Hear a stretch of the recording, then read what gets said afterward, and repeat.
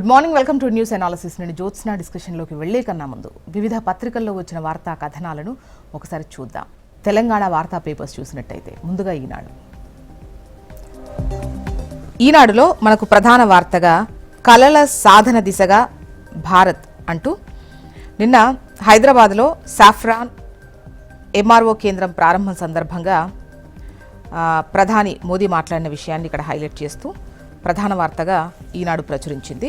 వివరాల్లోకి వెళితే భారత్ కలలు కనడంతోనే ఆగిపోలేదు, వాటిని నిజం చేస్తోంది.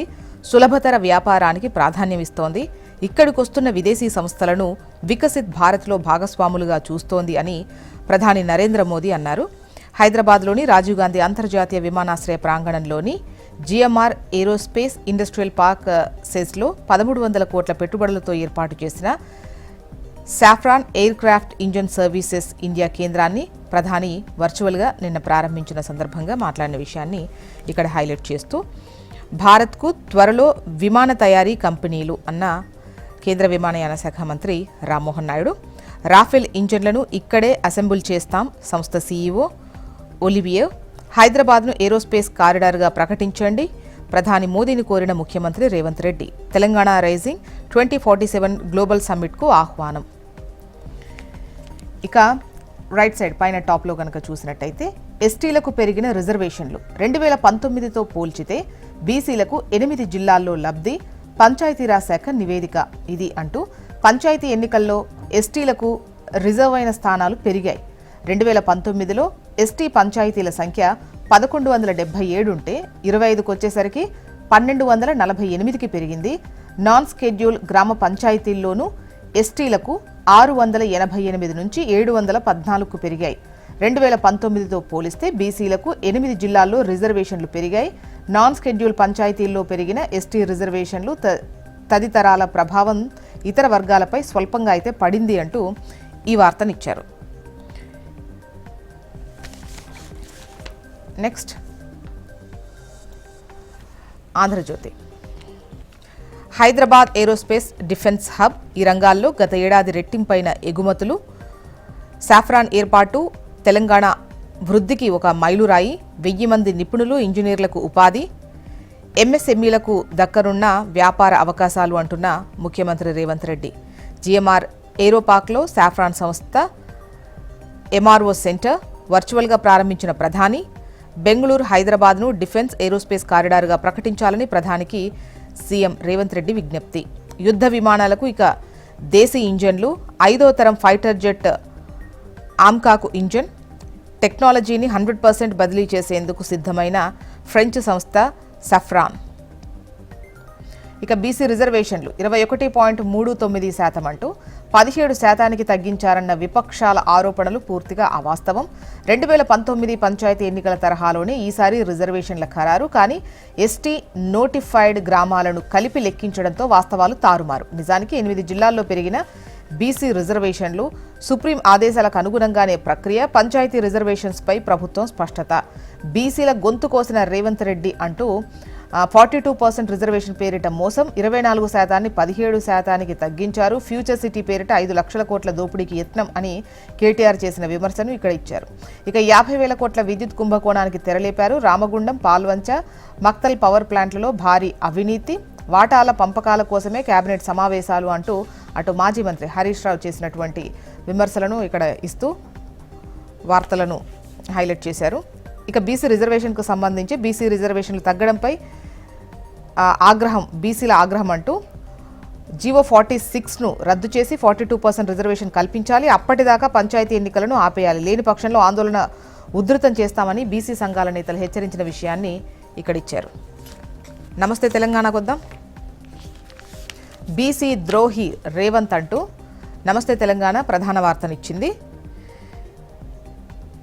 బీసీలకు 42% రిజర్వేషన్లని చెప్పి అధికారంలోకి వచ్చి పంచాయతీ ఎన్నికల నోటిఫికేషన్లో బీసీల కోటా 17%కే పరిమితం చేసిన ద్రోహి రేవంత్ రెడ్డి అని బీఆర్ఎస్ వర్కింగ్ ప్రెసిడెంట్ కేటీఆర్ విమర్శించారు. ఇక 50,000 కోట్ల కరెంటు స్కామ్, నిన్న భూ స్కామ్, నేడు విద్యుత్ స్కామ్. కేంద్రంలోని బీజేపీ సర్కార్ విచారణ జరిపించాలని డిమాండ్ చేస్తున్నారు Harish Rao.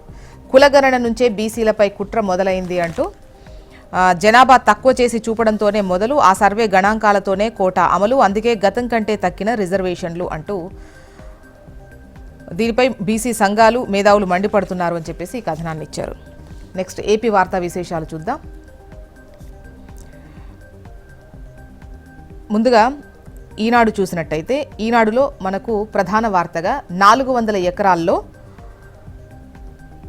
Reliance data centre, 1000 మెగావాట్ల సామర్థ్యం, 98,000 కోట్ల పెట్టుబడులు, డిజిటల్ కనెక్షన్తో జాయింట్ వెంచర్ 2030 నాటికి విశాఖలో అందుబాటులోకి. ఇక పూర్తి వివరాల్లో కనుక మనం వెళ్ళినట్టయితే విశాఖపట్నం 3-4 ఏళ్లలో డేటా సెంటర్ల హబ్గా మారనుంది. ప్రపంచ దిగ్గజ సంస్థలు డేటా సెంటర్ల ఏర్పాటుకు విశాఖకు వరుస కట్టాయి. రిలయన్స్ ఇండస్ట్రీస్ సంస్థ డిజిటల్ కనెక్షన్తో కలిసి జాయింట్ వెంచర్గా 1000 మెగావాట్ల డేటా సెంటర్ను విశాఖలో 400 ఎకరాల విస్తీర్ణంలో ఏర్పాటు చేయనుంది. 98,000 కోట్లతో ఏఐ ఆధారిత డేటా సెంటర్ను 2030 నాటికి అందుబాటులోకి తేనుంది. నవంబర్ 14-15 తేదీల్లో విశాఖలో నిర్వహించిన భాగస్వామ్య సదస్సులో ఆ సంస్థ ప్రతినిధులు సీఎంను కలిసి ప్రతిపాదనపై చర్చించిన విషయాన్ని ఇక్కడ హైలైట్ చేశారు. ఇక రాజ్యాంగమే మూల స్తంభం, వలసవాద తత్వానికి ముగింపు పలికే ఆయుధం, జాతీయవాద ఆలోచనకు మార్గదర్శి. రాష్ట్రపతి ద్రౌపది ముర్ము వెల్లడి. తెలుగుతో పాటు 9 భాషల్లో రాజ్యాంగ డిజిటల్ ప్రతులు.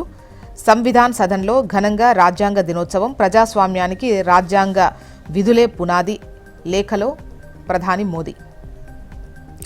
ఇక పిల్లల సభ భేష్ అంటూ అమరావతిలో ఆసక్తికరంగా విద్యార్థుల మాక్ అసెంబ్లీ నడిచింది నిన్న. నిజమైన సభను తలపించిన ఏపీ పాఠశాల శాసనసభ.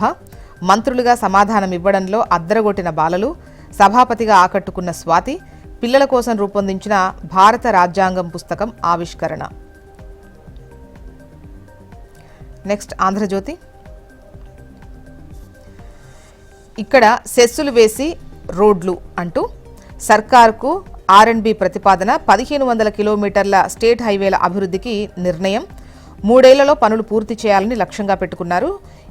అయితే ఈ ఖర్చులో ప్రభుత్వ వాటా 4,000 కోట్లు. నిధుల కోసం పెట్రోల్, డీజిల్, గనులు, రిజిస్ట్రేషన్స్పై సెస్. ఇక కాంట్రాక్టు సంస్థ వ్యయం 16 ఏండ్లలో తిరిగి చెల్లింపు. టోల్కు అనుమతించాలన్న ఆర్ఎండ్బి. ఇక అధ్యక్ష అద్భుత. స్టూడెంట్ అసెంబ్లీలో అద్దరగొట్టిన చిన్నారులు. స్పీకర్ ఎన్నికతో పాటు ప్రశ్నోత్తరాలు, 0 అవర్. 2 బిల్లులపై ఆసక్తికర చర్చ, ఆమోదం. సభను అడ్డుకున్న వారిని ఎత్తుకెళ్లిన మార్షల్స్. విద్యార్థులను టెర్రరిస్టులని ఎలా అంటారు? మీటర్లు లేకుండా సోలార్ ప్యానెళ్లు పెడితే ఉపయోగం ఉండదని మీకు తెలీదా? 5G అంటున్న మీ ప్రభుత్వం 2Gలో బఫరింగ్. సమస్యలపై పాలకపక్షాన్ని నిలదీసిన ప్రతిపక్షం. డ్రగ్స్ నియంత్రణకు చర్యలు తీసుకుంటున్నాం. బడి పిల్లల బ్యాగుల బరువు తగ్గించాం. సమాధానాలతో ధీటుగా తిప్పికొట్టిన ప్రభుత్వం. వీక్షించిన సీఎం చంద్రబాబు, స్పీకర్ అండ్ మంత్రులు. పిల్లల సభ అదుర్స్ అంటూ అధ్యక్ష అద్భుత అని చెప్పేసి ఈ వార్తనిచ్చారు. నెక్స్ట్ సాక్షికి వద్దాం. సాక్షి కనుక చూసినట్టయితే మనకు ప్రధాన వార్తగా రైతుల పరిస్థితి అగమ్య గోచరం అంటూ ఈ వార్తనిచ్చారు. దళారులతో కుమ్మక్కై అన్నదాతల నోట్లో మట్టి కొడుతున్నారు. సీఎం చంద్రబాబుపై నిప్పులు చెరిగిన వైఎస్ జగన్. మా హయాంలో టన్ను అరటి 25,000 నుంచి 32,000 వరకు అమ్ముకోగలిగారు. అప్పట్లో ప్రత్యేక రైళ్ల ద్వారా ఎగుమతి చేశాం. ఇప్పుడు 2,000 కూడా కొనేవారు కరువయ్యారు. పెట్టుబడి సాయం 2 ఏళ్లలో 40,000కు గాను 10,000 ఇచ్చి 30,000 ఎగ్గొట్టారు. ఉచిత పంటల బీమా హుష్కాకి. ఇన్పుట్ సబ్సిడీ 1,100 కోట్లు ఎగ్గొట్టారు. ఏ పంటకు గిట్టుబాటు ధర లేదు. ఉల్లి క్వింటా 1,200తో కొంటామన్నారు. ఎక్కడ కొన్నారు అని ప్రశ్నించారు జగన్. మొత్తానికి ఇవి ఇవాళ వివిధ పత్రికల్లో వచ్చినటువంటి వార్తా కథనాలు. ఇప్పుడు ఒక చిన్న బ్రేక్ తీసుకుందాం. బ్రేక్ తర్వాత